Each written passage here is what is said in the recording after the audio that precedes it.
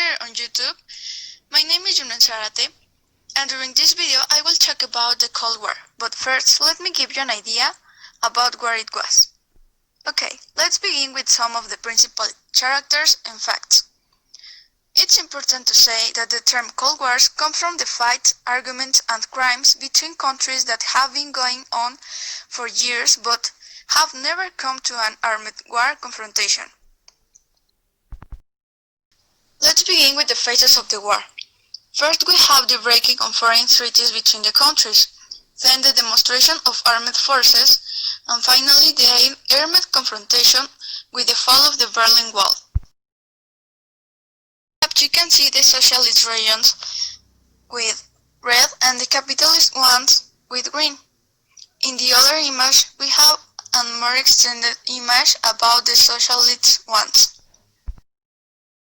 Now, the capitalism is an economic and social system that protects the private property and puts it as the basis of the means of production to develop a more efficient system that generates wealth.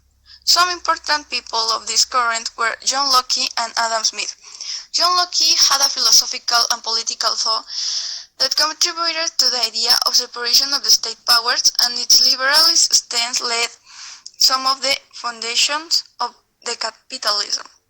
Adam Smith is considered as the father of capitalism for his work The Wealth of Nations, in which he says that the exchange of labor for capital will exist to prevent slavery.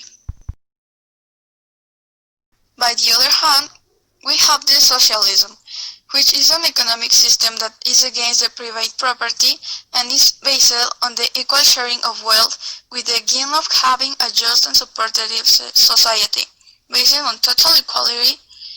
And some important people of this current were Karl Marx, who was a German considered as the father of socialism, and who says in his works that there will always be a struggle between classes.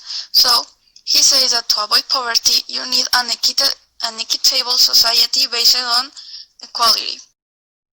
And Vladimir U, or best known as Lenin, that according with the page France 2020, he is claimed to be the forerunner of socialist Russia, but on the other, he is also accused of being the father of state terrorism for his methods of mass repression and his chilling antipathy to the sufferings of the people.